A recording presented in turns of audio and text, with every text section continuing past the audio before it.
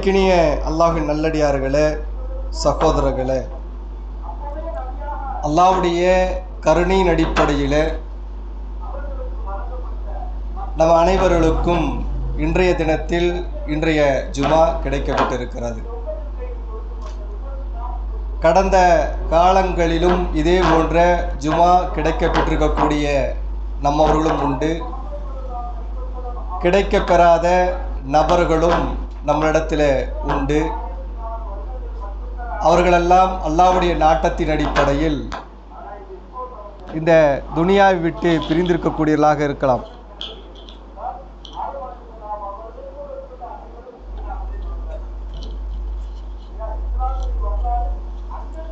எதுவாக இருந்தாலும் கிடைக்கப்பட்டிருக்கக்கூடிய இந்த ஜுமாவில் சொல்லப்படுகின்ற சில செய்திகளை செவிதாழ்த்தி கேட்குமாறு ஆரம்பமாக உங்களுக்கும் எனக்கும் நினைவுபடுத்த கடமைப்பட்டிருக்கிறோம்.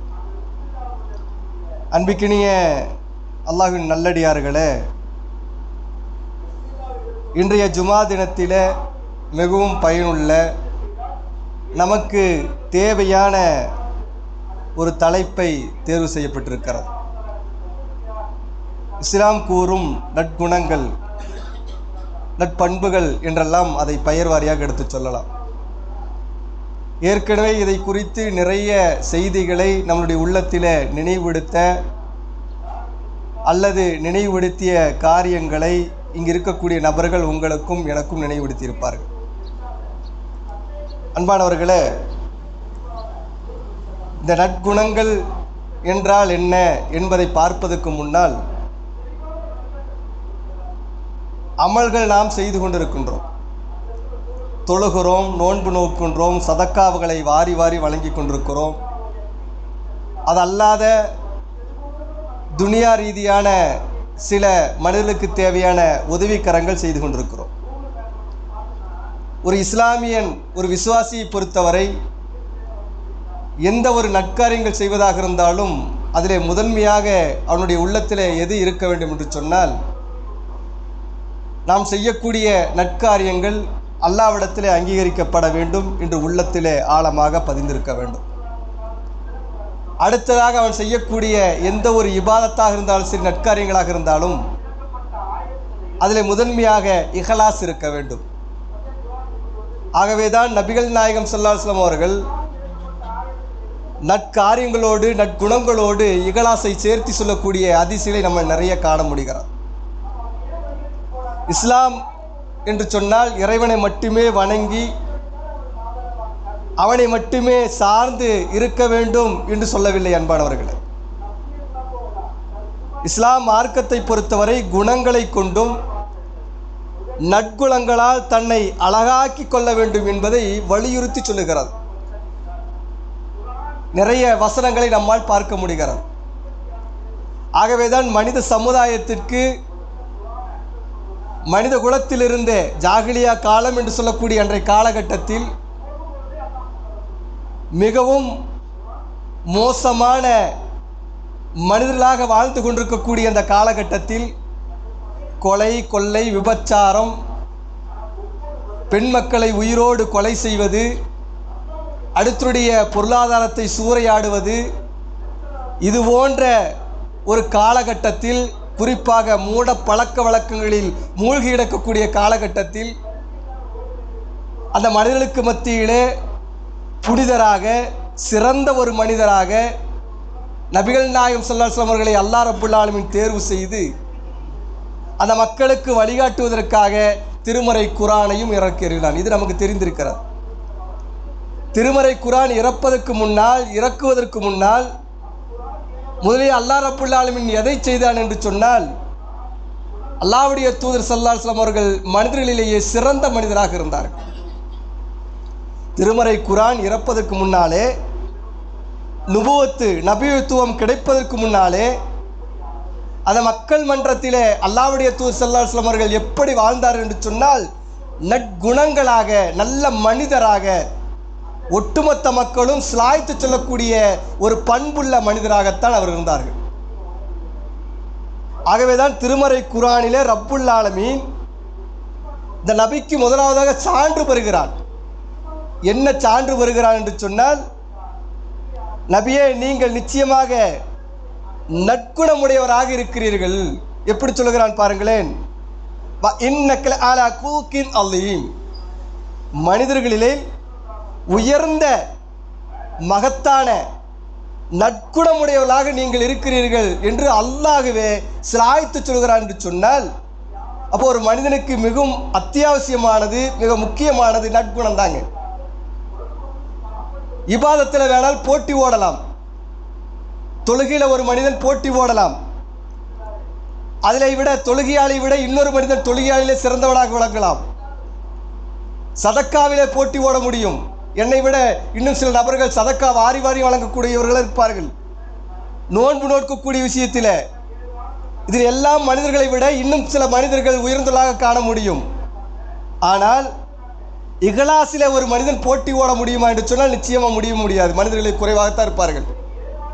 அதே போதுதான் நற்குணங்கள் விஷயங்களிலும் நிறைய பேசுகிறத பார்க்கலாம். நல்ல தலைப்பின் கீழ் நிறைய மார்க்க உபதேசங்களை பேசக்கூடிய ஆற்றல் இருக்கக்கூடிய மனிதர்கள் நம்மால் பார்க்க முடியும். ஆனால் அப்படி பேசியிருந்தாலும் அடுத்தவர்களை ஏசக்கூடியவர்களாக, அடுத்தவர்களை திட்டக்கூடியவர்களாக, அடுத்தவர்களிடத்தில் வசவாடி பேசக்கூடியவர்களுக்கு தான் இன்றைக்கி நிறைய பொறுப்புகள் கிடைக்கும். அரசியல் ரீதியாக குதர்க்கமாக பேசக்கூடிய, மக்களை அடுத்தவர்களை திட்டி பேசக்கூடிய நபர்களுக்கெல்லாம் இன்றைக்கு நிறைய பொறுப்புகளை பார்க்கலாம். ஆனால் குணங்களால் கிடைக்காது. ஆனால் குணங்களால் சிறந்தவர்கள் தான் அல்லாஹ் விரும்புகிறான் என்பதை நிறைய ஹதீஸின் மூலமாக நம்மால் காண முடிகிறது. நிறைய சொல்லிகிட்டே போலாங்க. பொதுவாகவே நம்மை பொறுத்தவரை நம்ம யாருக்காக வாழ்கிறோம்னு சொல்லிச்சுன்னா நமக்காகத்தான் வாழ்ந்து கொண்டிருக்கிறோம். நம்மை பொறுத்தவரை நாம் யாருக்காக வாழ்கிறோம்? ஒரு வடி மேலாக சொல்ல வேண்டும் சொல், தனக்காகத்தான் வாழ்ந்து கொண்டிருக்கிறோம். அடுத்தவர்களுக்காக வாழ்ந்து கொண்டிருக்கிறோமா? நான் யாருக்காக வாழ்கிறேன்? எனக்காக வாழ்ந்து கொண்டிருக்கிறேன். எனது குடும்பம், எனது பிள்ளைகள், இப்படித்தான் பெரும்பான்மை எல்லாருமே அப்படித்தான். ஆனால் அண்ணல பெருமானார் ஸல்லல்லாஹு அலைஹி வஸல்லம் அப்படி அல்ல. அண்ணல பெருமானார் ஸல்லல்லாஹு அலைஹி வஸல்லம் அவர்கள் தனக்காக வாழ்ந்தவர் அல்ல, நமக்காக வாழ்ந்தவர்கள். அவருக்காக எதையும் எடுத்து வைக்கவில்லை. எல்லா சிந்தனையிலும் தம்முடைய உம்மத்து தம்முடைய தோழர்கள் என்றுதான் இருக்குமே தவிர தனக்காக வாழ்ந்ததாக வரலாறுகளையே காண முடியாது. அப்படி ஒரு சிறந்த மனிதர் தான் நபிகள் நாயகம் ஸல்லல்லாஹு அலைஹி வஸல்லம் அவர்கள். நிறைய செய்திகளை நமக்கு சொல்லியிருக்கிறார்கள். நிறைய செய்திகளை சொல்லி இருந்தாலும் அவருடைய நற்குணங்களை நாம் இந்த நேரத்தில் பார்க்க கடமைப்பட்டிருக்கிறோம். திருமறை குர்ஆனிலே ரப்புல் ஆலமீன் சொல்லுகிறான், எல்லோருக்கும் மரணம் இருக்கக்கூடிய ஒரு வசனம், மரணத்தையும் வாழ்வையும் சிலாய்த்து சேர்த்து சொல்லக்கூடிய ஒரு வசனம். அல்லாஹ் எப்படி சொல்லுகிறான்? அல்லதி ஹலக்கல் மௌத்த வல் ஹயாத்த லி எபுலுவக்கும் ஐயுக்கும் அஹ்ஸன அமலா. அல்லதி எப்படி சொல்லுகிறான்? ஹலக்கல் மௌத்த, உங்களுக்கு மரணத்தையும் வாழ்வையும் நாம் கொடுத்திருக்கிறோம். இந்த உலகத்தில் நமக்கு எல்லாத்துக்கும் மரணத்தையும் வாழ்வையும் நாம் கொடுத்திருக்கிறோம். எதற்காக தெரியுமா? சோதிப்பதற்காக. என்ன சோதனை? அழகானவர்கள் செயலால், குணத்தால், நடவடிக்கையால் அழகானவர்கள் யார் என்று சோதிப்பதற்காகத்தான் இந்த உலக வாழ்க்கையில மரணத்தையும் வாழ்வையும் நாம் கொடுத்திருக்கிறோம் என்று அழகா அல்லாஹ் சொல்லி காண்பிக்கிறார். அப்ப நம்ம வாழக்கூடிய வாழ்க்கை அழகானவர்கள் சோதிப்பதற்காக. எப்படி? குணத்தால், நற்காரியங்களால். வசதி இருக்கும், பொருளாதாரம் இருக்கும், அல்லாஹ் அதை சொல்லலை. ரப்புல் ஆலமீன் இந்த வசனத்தில் அப்படி சொல்லலை. மரணம் எப்பொழுது வேண்டாலும் வரலாம். நம்ம இதை உணர்ந்திருக்கிறோம். நம்முடைய பாசத்துக்கு மிகு தலைவர் எல்லாத்துக்கும் தெரியுமா ஐயா, வீரியத்தோடு பேசுவார். நோய்வாய்ப்பட்டு இருக்கும் பொழுது என்ன செஞ்சோம்? அவருக்காக பிரார்த்தனை செய்தோம். அவருடைய அஜல் வந்து விட்டது, நெருங்கி விட்டது, முடிஞ்சிச்சா இல்லையா? தேசிய தலைவர் சொல்றப்பா இல்லையா? எப்படி வீரியத்தோடு பேசுற? இதான் மரணம், எதிர்பார்க்கல. இதே போல ரசூல் ஸல்லல்லாஹு அலைஹி வஸல்லம் சில முன்னறிப்பு செய்யும் பொழுது மரணத்தை பற்றி சொல்கிறார்கள். சில மரணங்கள் திடீரென்று நிகழும், இளம் வயது, சம்பந்தமே இருக்காது. அப்படி வருகிறது என்று சொன்னால் மறுமை வருகிறது என்று எதிர்கொள்ளுங்கள். இப்போ மறுமை வர இருக்கிறது. மரணங்கள், நிறைய மரணங்களை பார்த்துட்டோம். நிறைய மரணங்களை பார்த்த பிறகும் கூட இன்னும் நம்மளுடைய குணத்தாலோ நம்மளுடைய செயல்பாடுகளாலேயோ நம்மளுடைய அமல்களாலேயோ நல்லவர்களாக மாற முடியவில்லை என்று சொன்னால் குறை வேறு இடத்தில் இல்லை, நம்ம இடத்துல நின்று கொண்டிருக்கிறது. அண்ணலம் பெருமானார் ஸல்லல்லாஹு அலைஹி வஸல்லம் அவர்களை பற்றி ஹதீஸிலே நிறைய செய்திகளை, சகாபாக்கள் சொன்ன செய்திகளை பார்க்கலாம். எப்படியெல்லாம் சிலாய்த்து சொல்கிறார்கள் தெரியுமா? ஒரு வரலாற்று சம்பவம் இளையதளத்தில் பரவலாக பரவிக்கொண்டிருந்தது. ஒரு அற்புதமான ஒரு தூதர், அல்லாஹ்வுடைய தூதர் ஸல்லல்லாஹு அலைஹி வஸல்லம் அவர்கள். பொதுவாகவே இந்த ஜுமாவை பொறுத்த வரைக்கும் நிறைய அங்கீகரிக்கக்கூடிய அமல்கள் இருக்கிறது. அதில் பிரதானமானது என்னவென்று சொன்னால், முத்துநபி ஸல்லல்லாஹு அலைஹி வஸல்லம் சொன்னார்கள், இந்த ஜுமா தினத்திலே ஒரு நேரம் உண்டு, அந்த நேரத்தில் நீங்கள் பிரார்த்தனை செய்யுங்கள். பிரார்த்தனை என்பது மிகவும் பிரதானமானது. நம்மை சுற்றி நடக்கக்கூடிய, நமக்கு எதிராக அரங்கேறி கொண்டிருக்கக்கூடிய திண்மைகளாகட்டும் சூழ்ச்சிகளாகட்டும், இந்த சூழ்ச்சிக்கு எதிராக, இந்த அரசாங்கத்துக்கு எதிராக நாம் ஆயுதம் ஏந்த முடியுமா என்று சொன்னால் இஸ்லாம் அனுமதிக்கவில்லை. ஆனால் எப்படி நாம் ஆயுதம் ஏந்தலாம்? இரு கையை உயர்த்தி ஏந்தலாம். யாரிடத்தில்? நம்மை படைத்த ரப்பிடத்தில். திருமறை குர்ஆனில் அல்லாஹ் சொல்கிறான் அல்லவா, நான் தான் சூழ்ச்சிக்காரன் என்று சொல்லுகிறான். மக்கரு ஓ மக்கரல்லாஹு மாக்கிரீன். நீங்கள் என்ன சூழ்ச்சி செய்யுங்க, ஆனால் அந்த சூழ்ச்சியை விட என்னுடைய சூழ்ச்சி மிகவும் பிரம்மாண்டமானது என்று அல்லாஹ் சொல்லுகிறான். இப்போ நம்ம கையேந்த வேண்டிய சூழ்நிலையில் இருக்கிறோம். அது குறிப்பாக இன்றைக்கு பெரும்பான்மையான ஏகத்துவத்தை ஏற்றுக்கொண்டிருக்கக்கூடிய நாமும் கூட இந்த விஷயத்தில் பொடும்போக்காக இருந்து கொண்டிருக்கிறோம். அல்லாஹ்வுடைய தூதர் ஸல்லல்லாஹு அலைஹி வஸல்லம் இது கட்டாய சொல்லியாக வேண்டும். இது ஒரு மனிதனுக்கு மிக அழகானது. அத்துவா இஹுவல் இபாதா என்று சொன்னார்கள். பிரார்த்தனைக்கு இன்றைக்கு நமக்கு நேரமே இல்லை. சில நபர்களெல்லாம் பார்க்கலாம், பிரார்த்தனையா அதை விட்டு ஒழியக்கூடிய அளவுக்கு தான் இன்றைக்கு இருக்கிறார்கள். சில நபர்கள் இருக்கிறார்கள், மறைவாக பிரார்த்தனை செய்கிறார்கள், யாருக்கும் தெரியாமல் பிரார்த்தனை செய்கிறார்கள். அல்லாஹ் ஆலம், அல்லாஹ் அறியக்கூடியவராக இருந்து கொண்டிருக்கிறான்.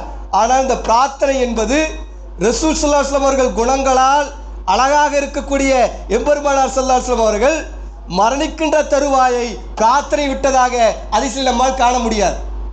கடைசி வரைக்கும் பிரார்த்தனை செஞ்சாங்க, அல்லாஹ்ட்ட கேட்டுக்கிட்டே தான் இருந்தாங்க. எதற்காக? சொர்க்கத்திற்காக. எல்லாம் எனக்கு சொர்க்கத்தை கொடு, எனக்கு சொர்க்கத்திற்காக நற்செய்தி சொல்லப்பட்ட சகாபாக்களும் இருக்கிறார்கள்.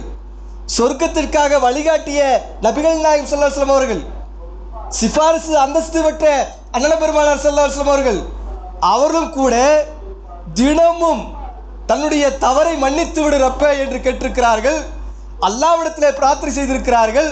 அப்படி ஒரு சம்பவம் தான் வெள்ளிக்கிழமை நாள் ஒரு நேரம் இருக்கிறது. அந்த நேரத்திலே நீங்கள் அல்லாஹ்விடத்திலே பிரார்த்தனை செய்யுங்கள், அல்லாஹ் அங்கீகரிக்குவான். நம்ம தேவை யார்கிட்ட முறையிடணும்? அல்லாஹ்ட்ட. தனியாக பேச வேண்டியது. ஏன் இந்த சந்தர்ப்பத்தை சொல்லுகிறேன் என்று சொன்னால், பிரார்த்தனை நம்ம செய்கிறோம்.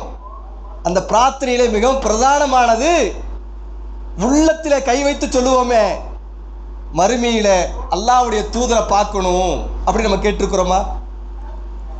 நற்குணத்தில் சிறந்தவர்கள் என்று அல்லாஹ் சொல்லுகிறானே, இன்னக அலா குலுக்கின் அலீம், நற்குணம் ஒட்டுமொத்த நற்குணத்தில் திகழ்ந்து விடக்கூடியவர்கள் நபிகள் நாயகம் ஸல்லல்லாஹு அலைஹி வஸல்லம் சொல்லுவாங்க. அவங்கள பற்றி பேசக்கூடிய ஹதீஸ்களை, வரலாறுகளை எல்லாம் பார்க்குறோம்.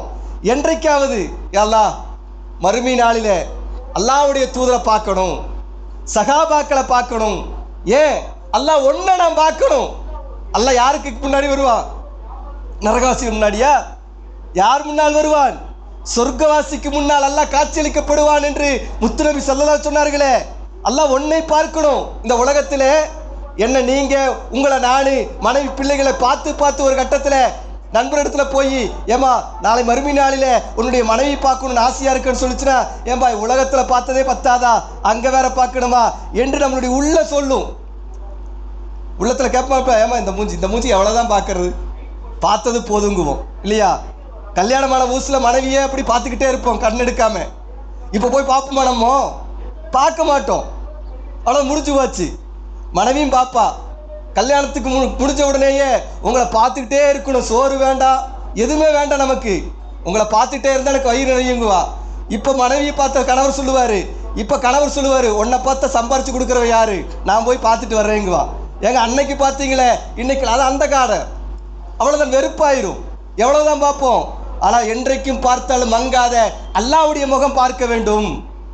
அதை பார்ப்பதற்காக அல்லாஹ்விடத்தில் கேட்டிருக்கிறோமா? கிடையாது. அதில் ஒன்றுதான் ரசூல் ஸல்லல்லாஹு அலைஹி வஸல்லம் அவர்கள் ஏன் இதை அழுத்தமாக சொல்லுறேன் என்று சொன்னால், கேளுங்க அல்லாஹ் பார்க்க, சொர்க்கவாசிகளுக்கு தான் கிடைக்கும். அப்போ அந்த சொர்க்கம் செல்ல வேண்டும் என்று சொன்னால் அமல்கள் மட்டும் போதாது, நற்குணங்கள் மூலமாகத்தான் அந்த அமல்களே அழகாக்கப்படும்.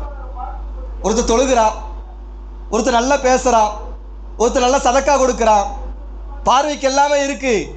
ஆனால் அனைத்தும் எப்படி இருக்கிறது? உலகத்துக்காக இருந்து விட்டால் அது அங்கீகரிக்கப்படாது.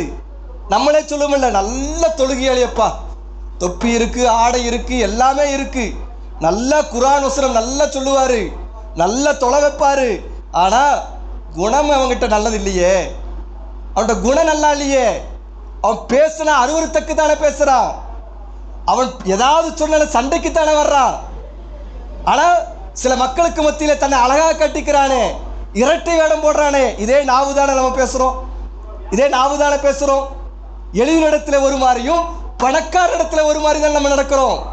இஸ்லாம் அப்படி சொல்லுதா? இன்னைக்கு நம்மளுடைய நடவடிக்கை எப்படிங்க இருக்கு? என்னுடைய நடவடிக்கை பணக்கார்ட்ட ஒரு மாதிரியே நடந்துக்கிறோம், எளிய இடத்துல எப்படி நடந்துக்கிறோம், வசதி இல்லாத இடத்துல அவன் இடத்துல ஒரு மாதிரி நடந்துக்கிறோம். அப்ப இரட்டை வேடமா இல்லையா? குணம் இருக்க நம்ம இடத்துல. ஆனால் நலம் பெருமான் சல்சா அப்படி இல்லை. தன்னுடைய சகோதரர்கள் தோழரிடத்தில் எப்படி நடந்துக்குவாரு? அரவணைப்போடு நடந்துக்குவார். பாருங்களேன், ஒரு வசனமே இறங்கி இருக்கு. உம்மி மக்தும் ரலீலா வரலாறு நமக்கு தெரியுமா தெரியாதா? பேரம் பேசுறார் ரசூல் ஸல்லல்லாஹு அலைஹி வஸல்லம் அவங்க நன்மையான விஷயங்களுக்கு. ஆனால் அல்லாஹ் வசனத்தையே இறக்கினான். எப்படி வசனம்? கடுகெடுத்தார், செலாம் சொல்லுவதற்கு முகம் திருப்பினார், செலாம் சொன்னார், மறுபடி சொல்வதற்கு முகத்தை சுளித்துக் கொண்டார். அவர் சுளிக்கல, நல்ல விஷயம் தானே பேசுறேன், இப்படி திருப்பத்தான் செஞ்சாரு. ஆனால் அல்லாஹ் வசனத்தை இறக்கிறார் என்று சொன்னால் சிந்திச்சு பாருங்க, இது என்ன கிடைக்கிறது நமக்கு? யார் உடையை பார்த்தோ, அவனுடைய பொருளாதாரத்தை பார்த்தோ, அவனுடைய செயல்பாடில் அவனுடைய குணத்தை பார்க்க வேண்டும் என்று நமக்கு கற்றுத்தருகிறது. ஈமான் இருக்கிறதா, அவனிடத்தில் இக்லாஸ் இருக்கிறதா, நற்குணங்கள் இருக்கிறதா, இப்படித்தான் இஸ்லாம் கற்றுத்தருகிறது. சகாபாக்களுக்கு மத்தியில் ரசூல் ஸல்லல்லாஹு அலைஹி வஸல்லம் அமர்ந்திருக்கிறாங்க. நீங்கள் கேள்விப்பட்டிருப்பீங்க, இளையதளத்திலலாம் பரவலாக வந்துச்சு.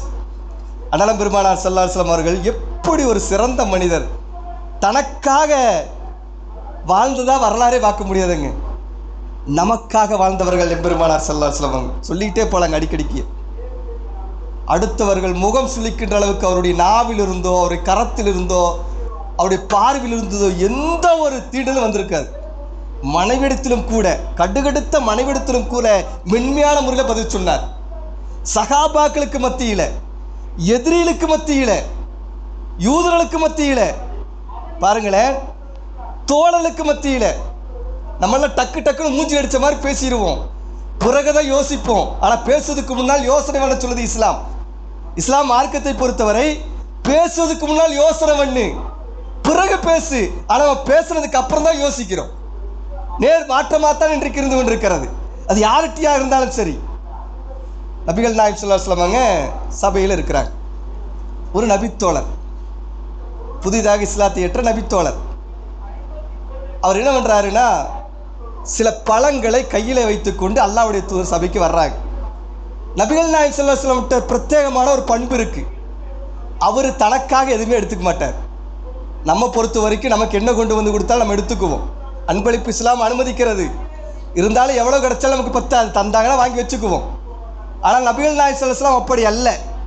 தனக்கு எது கிடைத்தாலும் அது கிடைத்த உடனேயே பார்ப்பார், சந்தோஷப்படுற நேரம் வரலாறுல பார்க்கலாம், சொல்வதற்கு நேரம் போதாது. உடனே சில சகாபாக்கள் கேட்டு விடுவார்கள், யார சொல்லலாம் எனக்கு வேணும்னு கொடுத்துருவார், இந்தாங்க வச்சுக்குங்க, அவ்வளோதான் முடிஞ்சது.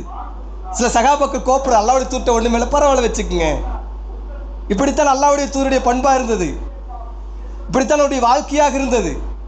ஒரு முறை சகாபாக்கள் அமர்ந்திருக்கக்கூடிய சபைக்கு சில முந்திரி பழங்களை, திராட்சை பழம்னு சொல்லுவோம் இல்லையா, அந்த பழங்களை கொண்டு வர்றார் ஒரு தோழர். எப்படிப்பட்ட குணங்கள் பாருங்க. இந்த குணம் நம்மளிடத்தில் இருந்ததுனால பெருமையானது இருக்கும். நற்குணங்களால் தான் சொர்க்கம் அழகாக்கப்பட்டது என்று ஹதீஸ்ல பார்க்கலாம். சொர்க்கம் எங்க? மீசா திராசு சொல்லுகிறோமா இல்லையா, கணம் அதிகமாக இருக்கும் சொல்றோமா இல்லையா, அது எதனால் அதிகமாக காணப்படுகிறது? நற்குணம் தான், நல்ல குணம். நல்ல குணம். அந்த நல்ல குணம் இன்றைக்கு யாரிடத்தில் குறைவாக இருக்கிறது என்று சொன்னால், தௌஹீதை பேசக்கூடிய நம்மிடத்தில் குறைந்து கொண்டிருக்கிறதை காண முடியலாம். அல்லாஹ் பாதுகாத்தலை தவிர நம்மை சார்ந்த, நமக்கு தேவையான, நமக்கு சப்போர்ட் செய்யக்கூடிய இவரிடத்தில் மட்டும்தானே இருந்து கொண்டிருக்கிறத தவிர, அல்லாஹ் பெருமானார் ஸல்லல்லாஹு அலைஹி வஸல்லம் அவர்கள் அப்படி ஒரு வரைமுறை காட்டவே இல்லை. எல்லோரிடத்திலும் நற்குணங்களால் திகழ்ந்தார்கள் என்று திருமறை குர்ஆனில் அல்லாஹ் திலாய்த்து சொல்கிறார் என்று சொன்னால், நம்மிடத்தில் அந்த பண்பு இருந்தால் தான் நம்முடைய அமல்கள் அங்கீகரிக்கப்படும். இல்லைன்னா அமல் அங்கீகரிக்காதீங்க. ஒரு கட்டத்தில் ரசூல் ஸல்லல்லாஹு சொன்னார்களே, அல்லாஹ்வுடைய காரணியம் இல்லாமல் யாரும் சொர்க்கம் முடிச்சல முடியாது. உடனே சஹாபாக்க கேட்குறாங்க, யார் ரசூலல்லாஹ், உங்களுக்குமா எனக்கும் காருண்யம். அப்போ காருண்யம் கிடைப்பது என்பது மிகப்பெரிய பாக்கியம். காருண்யம் கிடைக்குதுன்னு சொல்கிறோமே, அது அல்லாஹ்வுடைய கருணை கிடைக்குது என்பது மிகப்பெரிய பாக்கியம், அதிர்ஷ்டசாலியாவே. அந்த கருணை கிடைப்பதற்கு என்னெல்லாம் நன்மையான காரியங்கள் இருக்கிறதோ அது ஊற போட்டி செய்யணும். அதில் ஒன்றுதான் அல்லாஹ்வுக்காக இறையிலம் கட்டக்கூடிய பணிகளுக்கு பங்களிப்பது. அது நற்குணத்தில் சேர்ந்ததுதான். நான் கொடுக்குறேன், அல்லாஹ்வுக்காக கொடுக்குறேன், வாரி வாரி கொடுக்குறேன், எங்கிட்ட இருந்தது எல்லாம் கொடு என்று இஸ்லாம் சொல்லலை. இருந்தாலும் கொடுக்குறேன், சபையில் சொல்லிவிட்டு போகிறதில்ல, கொடுப்பதற்கு முயற்சி செய்யணும். அப்போ தான் அல்லாஹ் நமக்கு தருவான். சில நபர்கள் இருக்கிறாங்க, சபையில் வாக்கு கொடுத்துருவாங்க. எவ்வளோ பாய் செலவு? பாய் 1 லட்சம் ரூபா. பாய் நான் 10,000 தந்துடுறேன் பாய், அடுத்த மாதம் தந்துடுறேன் பாய். போயிட்டு சபையில் எல்லாருமே 1 லட்ச ரூபா வசூலாக இருக்கும். ஆசி பாய் இப்படி பார்ப்பாரு, சாதிக் பாய் எல்லோரும் பார்ப்பாங்க, எல்லோரும் தொப்புள் பாய் எல்லாம் 1 லட்ச ரூபா போட்டோமே, 2 லட்ச ரூபாய்க்கு வாக்கு வந்துருச்சே, முடிஞ்சு போச்சு. அடுத்த மாதம் வந்துடுறேன், முடிஞ்சு போச்சு, சபையோடு முடிஞ்சு போச்சு. இப்படி இருக்கிறாங்க சில நபர்கள். இவர் இப்படி பார்ப்பார், என்னடா 2 லட்ச ரூபாய்க்கு ஸ்கீட் மோட்டோம், 3 லட்ச ரூபாய்க்கு வாக்குறுதி வந்துருக்கிறாங்க. வாக்குறுதியாகத்தான் இருக்கும், கையில் வராது. இப்படி இருக்கிறாங்க நல்ல நபர்களை பார்க்கலாம். இது இஸ்லாம் காண்பித்து தரல. ஆனால் சொன்ன வாக்கு நம்மளால் என்ன முடியும்? இஸ்லாம் அதான் சொல்லுது, உன்னால் என்ன முடியும், இவ்வளவுதான் இருக்குது. சில நபர்கள் இருக்கிறார், பொருளாதார ரீதியாக கஞ்சத்தனம் காட்டக்கூடியவங்க. எல்லாம் என்னமோ நம்ம நினச்சிட்டோங்க, இந்த பொருளாதாரம் நம்மளை நிம்மதியாக வாழ வைக்கும்னு நம்ம நினச்சிட்டோம். இந்த பொருளாதாரம் உலகத்தில் வேணால் பிறருடைய பார்வைக்கு நம்ம நிம்மதியாக வாழ்க்கையை நம்ம நினச்சிக்கலாம். ஆனால் நிம்மதி இல்லாத வாழ்க்கை தான் மனிதனுக்கு. கோடி கோடியாக சம்பாரிச்சிருக்கிறானே, நிம்மதி இல்லாமல் தூங்குவான். ஆனால் வாகனம், வீடு வசதி பார்த்தா பிரம்மாண்டமாக இருக்கும். அவனை வசதி வடித்து சொல்கிறோம். உறக்கம் இல்லாமல் உறங்குவதற்கு பல மருத்துவமனை ஏறி இறங்குறான். பார்க்குறோம் இல்லையா? உறங்குவதற்கு பல மருத்துவமனை ஏறி இறங்குறான். ஆனால் 10 ரூபா சம்பாதிக்க தெருவில் படுத்தா நிம்மதியாக தூங்குறான். ஏன்னா அவனுக்கு எந்த சிந்தனையும் இல்லை, நிம்மதியாக இருக்கிறான். நான் மரணிச்சேன், நான் யாருக்கு பயப்பட வேண்டாம், பொருளாதார விஷயத்த அல்லாட்ட கை கட்டி நிற்க வேண்டிய அவசியம் இல்லை, ஏன்னா அல்லாஹ் எனக்கு கொடுத்த சுகமான வாழ்க்கை. இதை சகாபாக்கள் சிந்திச்சாங்க. அவர்கள் அமல்களால் அழகுபடுத்தினார்கள். அல்லாஹ்வுடைய தூதரிடத்தில் கொண்டு வந்து அந்த முந்திரி பழங்களை கொடுக்கப்படுகிறது. நபிகள் நாயகம் ஸல்லல்லாஹு அலைஹி வஸல்லம் அவர்கள் சுற்றி சகாபாக்கள் இருக்கிறாங்க. சகாபாக்களை பொறுத்தவரை அவர்கள் ஒரு நேர உணவுக்காக காத்து கொண்டிருக்கக்கூடியவர்கள். நம்மளை போல வீட்டுக்கு ஜும்மா முடிஞ்சதுக்கப்புறம் பேசுகிற எனக்கு வந்து சாப்பாடு இல்லைங்களா, ஆர்டர் பண்ணிடுவாங்க. கொடுக்காம அனுப்பினா இங்கே இருக்கக்கூடிய என்ன வந்தவங்களுக்கு கொடுக்கலையாங்க. வந்தால் ஒரு நாள் நம்ம சாப்பிடாம போகிறதுனால ஒன்றும் கெட்டும் போகாது நமக்கு, இருந்தாலும் கண்ணிங்கிற அடிப்படையில். அதே மாதிரி வீட்டினுடைய எல்லாருடைய வீடு எப்படி இருக்கும்? கறி மணக்கும்.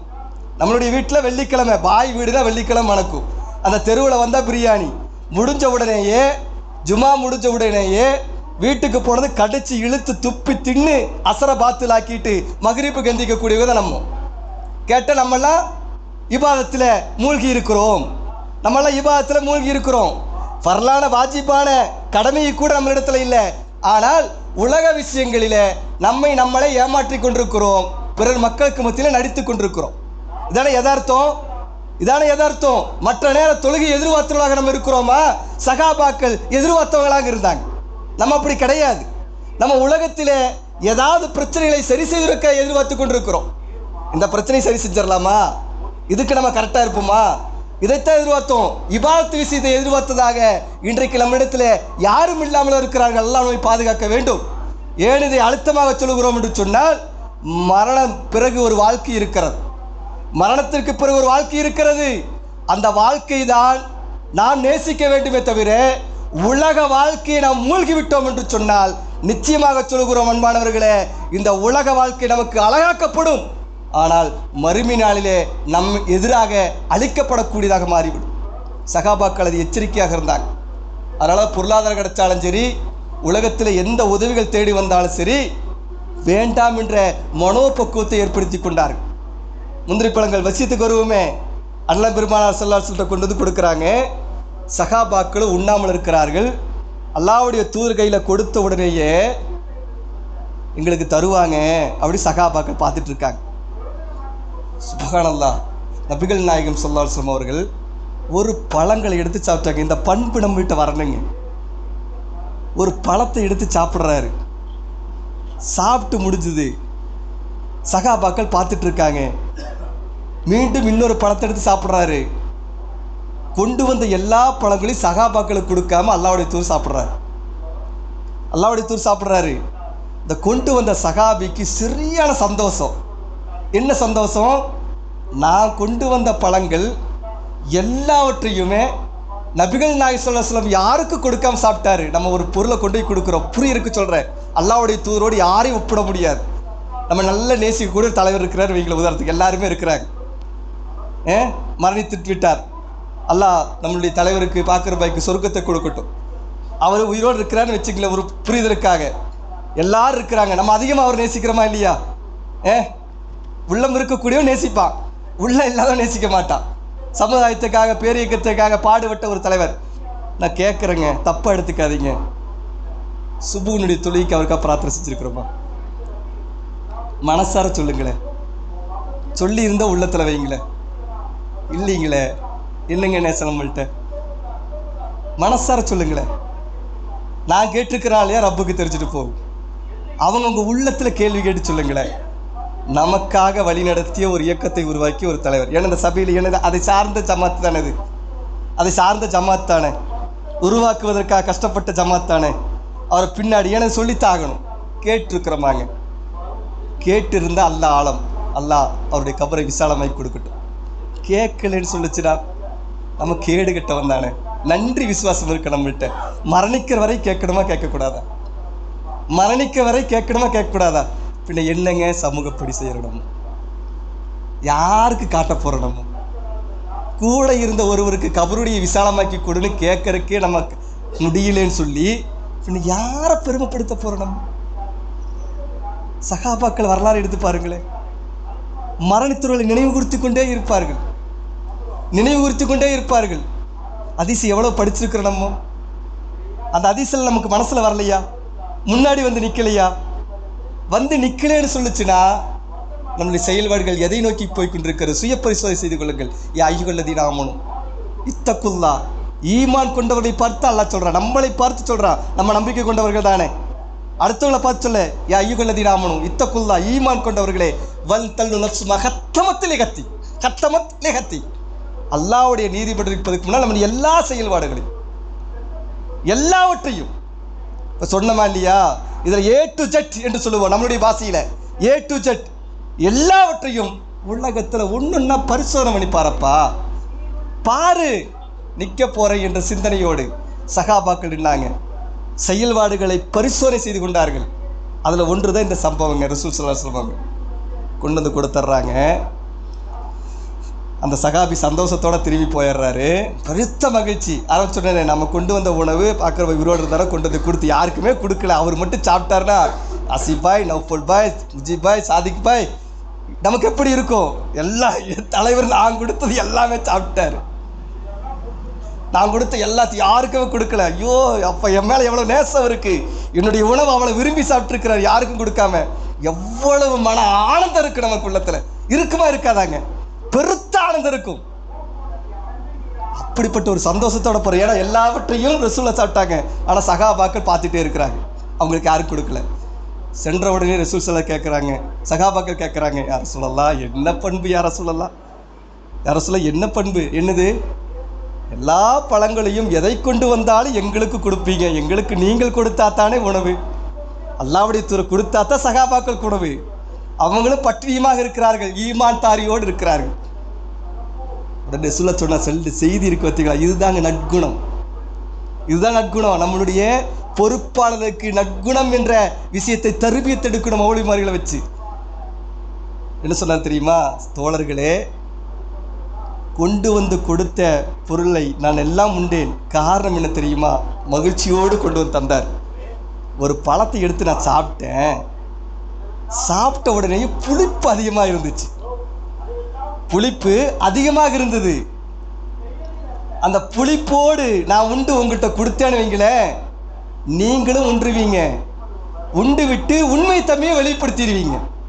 அது புளிப்புன்னு எனக்கு தெரியும். நம்ம என்ன உண்மைதானே, அது புளிப்புங்கிறது உண்மைதானே. அந்த உண்மை தண்ணியை நீங்கள் வெளிப்படுத்திடுவீங்க. மகிழ்ச்சியோடு சந்தோஷத்தோடு கொண்டு வந்து கொடுத்த அந்த மனிதருக்கு முகம் சங்கடம் வரல. நான் கொடுத்த பொருள் புளிப்பாயிருச்சு. சில உணவு கொண்டு வந்து கொடுப்பாங்க, வீட்டுக்கு திருமணம் வச்சுருப்பான், பண்ணினது யாராக இருக்கும், பிரியாணி வைக்கணுடைய தவறுதலாக இருக்கும். எல்லாம் சரி, அந்த சாப்பாட்டை கொஞ்சம் குழம்பு பண்ணிட்டீங்க. 10 லட்சம் 20 லட்சம் உணவுக்காக எல்லாம் செலவு செஞ்சு உணவு வைப்பாங்க. அந்த திருமண உணவுகளை விருந்து எல்லாம் செய்ய அந்த உணவில் கொஞ்சம் கோளாறு பண்ணிட்டாங்க. நேரடியாக அல்ஹம்துலில்லாஹ் என்று சொல்ல மாட்டோம். நம்ம என்ன சொல்லுவோம், தனி நம்மகிட்ட இருக்க அந்த பண்பு, நல்ல பண்பு, அது குறை சொல்லிக்கொண்டே இருக்கிற பண்பு. அது நேரடி அவங்ககிட்ட போச்சுன்னா எப்படி இருக்கும், மிஸ் ஆயிடுச்சு இல்லையா பாய், சே எவ்வளவு ஒரு மன வருத்தம், எவ்வளவு ஒரு பாதிப்பு அவனுக்கு இருக்கும். இவ்வளவு பண்ணி இவ்வளவு சங்கடத்தை ஏற்படுத்திருச்சு இந்த உணவத்தினால. கடுமையான சச்சரவுகளும் பிரச்சனைகளும் கோபங்களும் அந்த சபையில் நடக்கவே நடக்காதா? ஆனால் அண்ணல பெருமான் சொல்ல கையாண்ட விதத்தை பாருங்களேன். எப்படி சொல்கிறாரு, நான் சாப்பிட்டேன், நீங்கள் சாப்பிட்டீங்கன்னா புளிப்பு தன்மையை உண்மைத்தன்மையை வெளிப்படுத்திடுவீங்க, அவருக்கு மனம் வருத்தம் ஏற்படும், அதனால தான் நான் உங்களுக்கு கொடுக்கல, கொடுத்தா நீங்கள் சொல்லிடுவீங்க. பார்த்தீங்களா அவர் எவ்வளோ சந்தோஷத்தோட போனார். இப்படிப்பட்ட ஒரு தூதரை நம்மளால் பார்க்க முடியுமாங்க? இப்படிப்பட்ட ஒரு தூதரை நம்மால் காண முடியுமா? நிச்சயமாக காணவே முடியாது.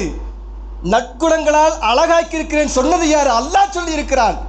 அல்லாஹ் சொல்லி இருக்கிறான் என்று சொன்னால் அவருடைய பண்புகள் எப்படி இருக்கும் என்பதை ஹதீஸின் வாயிலாக, வரலாறு வாயிலாக எடுத்து படிக்க கடமைப்பட்டிருக்கிறோம். அந்த பண்பு நம்மளிடத்தில் வர வேண்டும் என்பவர். அப்படி வந்துவிட்டது என்று சொன்னால் நம்ம எந்த ஒரு நற்க காரியங்கள் செய்தாலும் அது நிச்சயமாக அல்லாஹ் இடத்திலே அங்கீகரிக்கக்கூடியதாக இருக்கும். வல்ல ரஹ்மான் அல்லாஹ் அங்கீகரிக்கக்கூடிய வாய்ப்புள்ளதாக நாம் அனைவர்களும் ஏற்று அதன் அடிப்படையில் வாழ்வதற்கு நாம் முயற்சி செய்வோம் என்பதை இந்த நேரத்தில் உங்களுக்கும் நினைவுத்தோடாக முதல் ஜும்மா உரையை நிறைவு செய்கிறேன். வாகுதன் அல்ஹம்துலில்லாஹி ரப்பில் ஆலமீன்.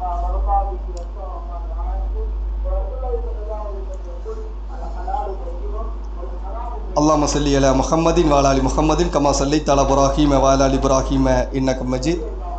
அல்லாஹும்ம பாரிக் அலா முஹம்மதின் வ அலா ஆலி முஹம்மதின் கமா பாரக்த அலா இப்ராஹீம வ அலா ஆலி இப்ராஹீம இன்னக ஹமீதுன் மஜீத்.